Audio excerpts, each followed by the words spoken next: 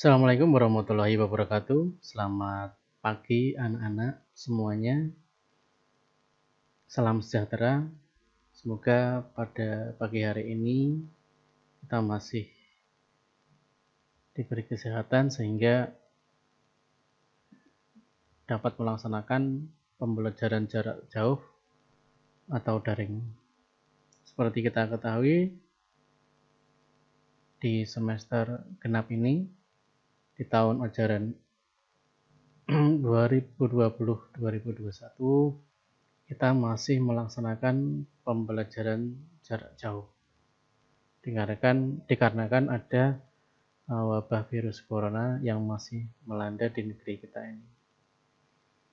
Tetapi walaupun Anda belajar dari rumah, saya harapkan tidak mengurangi semangat kita untuk terus belajar, sehingga nantinya kita dapat mengetahui apa yang disampaikan oleh Bapak Ibu Guru semuanya.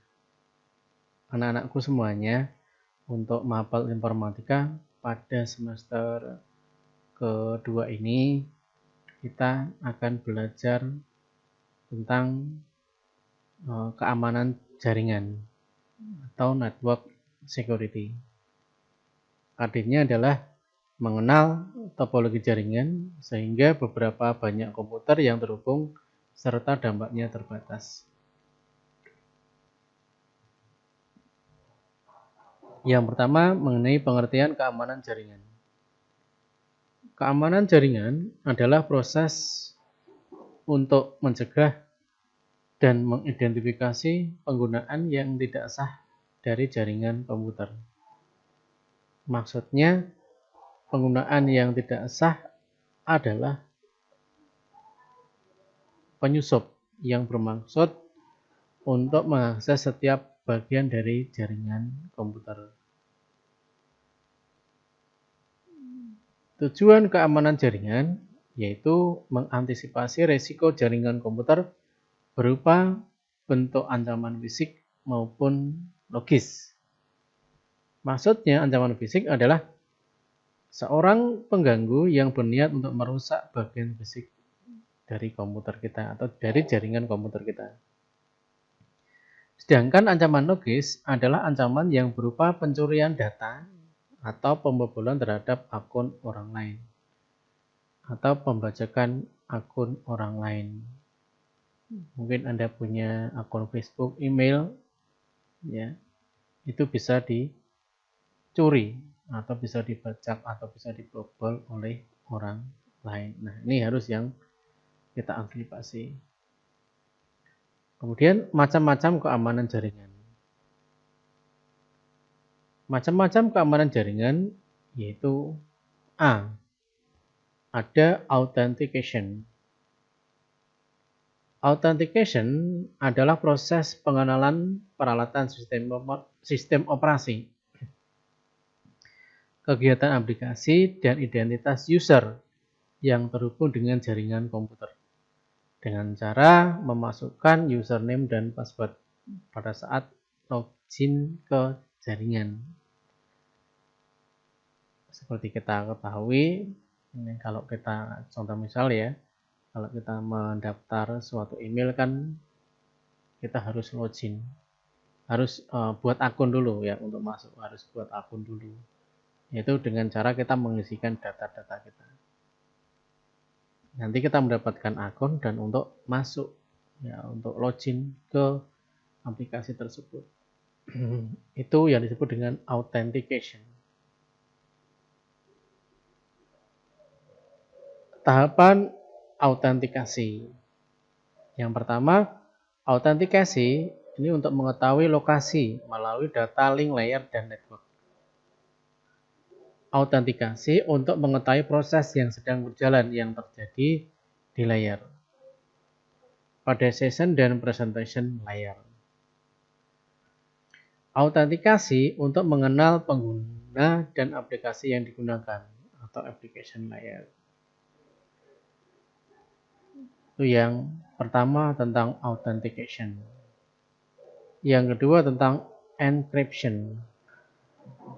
Encryption atau enkripsi adalah teknik pengkodean data yang berguna untuk menjaga data atau file.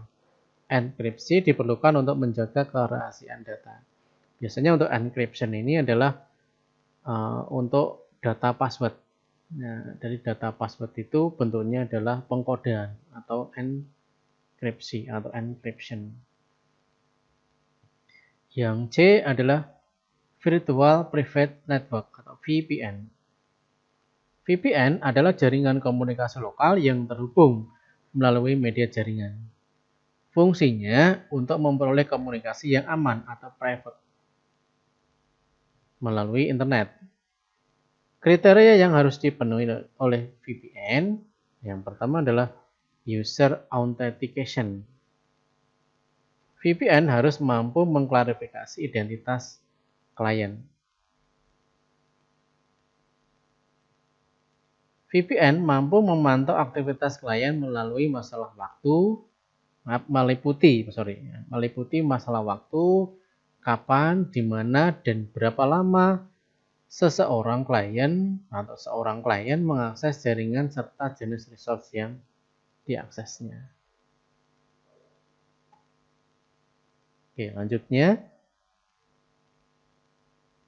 address management atau manajemen alamat. VPN harus dapat mencantumkan address klien pada intranet dan memastikan alamat tersebut tetap rahasia.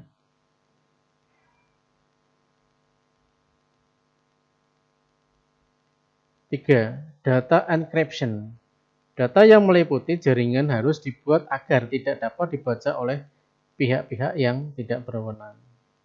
Dan data encryption itu nanti datanya, apa yang kita masukkan itu akan berupa kode. Jadi nanti data yang kita masukkan itu tidak mudah untuk diakses atau dibaca oleh orang lain. Karena nanti dalam pembacaannya menggunakan teknik-teknik khusus ya, atau aplikasi-aplikasi khusus. Yang keempat, key management. Manajemen kunci. Harus mampu membuat dan memperbarui encryption key untuk server dan klien. Yang kelima ada multi-protocol support. Harus mampu menangani berbagai macam protokol dalam jaringan publik seperti IP atau IPX. Kemudian tadi macam-macam keamanan jaringan ada yang D ada DMZ atau Demilitarized Zone. DMZ adalah sistem untuk server yang berfungsi untuk melindungi sistem internal dari serangan hacker. DMZ bekerja pada seluruh dasar pelayanan jaringan yang membutuhkan akses terhadap jaringan. Sehingga jika ada yang mencoba melakukan hacking terhadap server yang menggunakan sistem DMZ, maka hacker tersebut hanya akan mencapai pada hostnya saja. Jenis-jenis gangguan keamanan jaringan. Yang pertama ada hacking. Hacking berupa perusakan pada infrastruktur jaringan yang sudah ada. Misalnya perusakan pada sistem dari suatu server. Phishing berupa pemalsuan terhadap data resmi dilakukan untuk hal yang berkaitan dengan pemanfaatannya. Kemudian deface, perubahan terhadap tampilan suatu website secara ilegal. Contohnya websitenya itu diubah tampilannya. Ini tampilannya kita diubah. Dulu pernah ada pada suatu pemilihan itu data-datanya itu diubah tampilannya. Jadi misalkan lambang PDIP itu diganti dengan gambar apa, lambang Golkar itu diganti dengan apa, lambang P3 diganti dengan apa, gitu ya. Itu pernah ada, itu pernah kejadian seperti itu. Jadi website miliknya KPU itu diubah, ya. Kemudian carding, pencurian data terhadap identitas perbankan, misalnya kartu kredit, ya, misalnya pencurian nomor kartu kredit. Nah, ini digunakan untuk memanfaatkan saldonya yang terdapat pada rekening tersebut untuk keperluan belanja online. Jadi kartu-kartu kredit itu dicuri ya, tapi secara online kodenya dicuri untuk nanti saldonya itu digunakan untuk belanja. Ini sering kejadian atau banyak kejadian. Kemudian tips keamanan jaringan. 1. Gunakan antivirus. Antivirus mencegah berbagai macam virus komputer. Gunakan antivirus yang sesuai dengan spesifikasi pada jaringan komputer.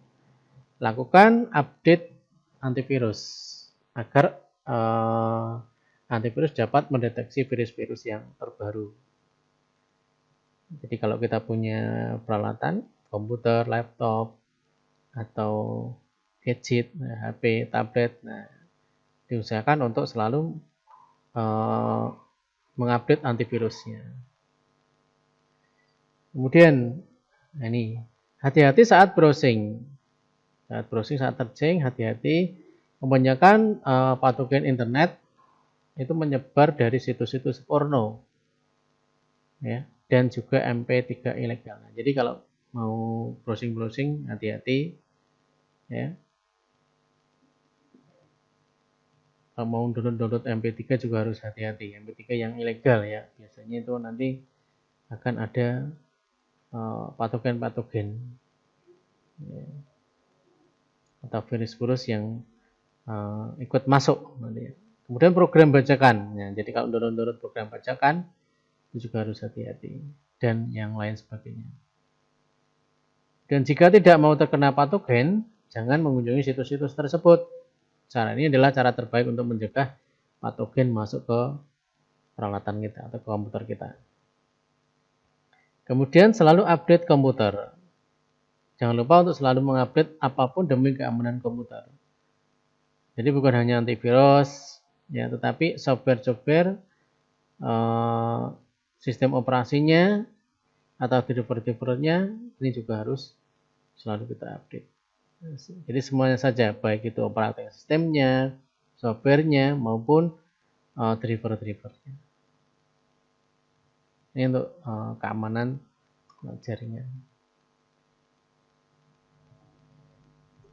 Kemudian ini ada kebijakan pengguna jaringan pada kebijakan organisasi. Nah, kebijakan organisasi instansi atau lembaga dalam ruang lingkup keamanan jaringan untuk mengakses pada sistem jaringan di tempat tersebut. Jadi suatu kebijakan keamanan jaringan di suatu lembaga pendidikan ya misalnya. Jadi sistem keamanan jaringannya bagaimana, kebijakannya bagaimana. Nah, yang pertama adalah tata kelola sistem komputer. Jadi tata kelolanya bagaimana, manajemen sistem komputernya bagaimana, itu harus diatur. Kemudian pengaturan kerapian pengkabelan. Jadi kalau ada sistem jaringan, bagaimana kabel itu dibuat serapi mungkin di laboratorium atau ruang-ruang tertentu. Nah, ini pengkabelannya harus rapi. Pengaturan akses WiFi, manajemen data organisasi, sinkronisasi antar subprogram. Jadi antara suatu lembaga atau antara suatu subprogram, suborganisasi ini harus sinkron. Jadi datanya itu biar seragam. Kemudian manajemen sumber daya. Bagaimana sumber daya yang baik untuk memanfaatkan atau untuk menggunakan dari sistem komputer tersebut. Kemudian maintenance dan checking secara berkala dalam menggunakan etika penggunaan jaringan komputer. Jadi perbaikan, checking secara berkala harus dilakukan baik itu tiap hari, baik itu tiap minggu, baik itu tiap bulan maupun tiap tahun. Memahami akses pengguna. Sebagai pengguna, kita punya akun. Bagaimana cara mengaksesnya dengan baik? Cara mengaksesnya dengan sesuai dengan SOP, sesuai dengan aturannya. Kemudian memahami kualitas daya organisasi. Terus pengaturan penempatan sub-organ. Ancaman atau kesempatan big data pada cyber security. Sekarang adalah zamannya big data atau data yang besar dan cyber security.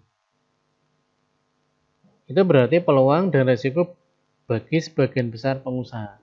Jika Anda berada di bidang keamanan cyber, Anda mungkin sangat akrab dengan big data. Ini keamanan jaringan ya, keamanan jaringan.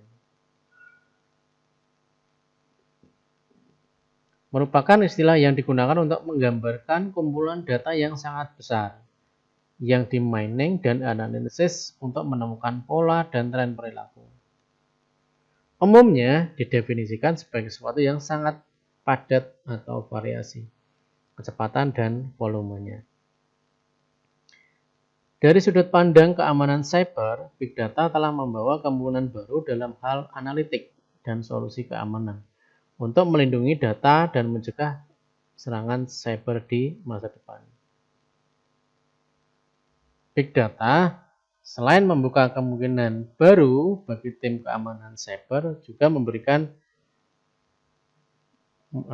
memberi para pelaku kejahatan dunia maya berkesempatan untuk mengakses sejumlah besar informasi sensitif pribadi melalui penggunaan teknologi yang canggih.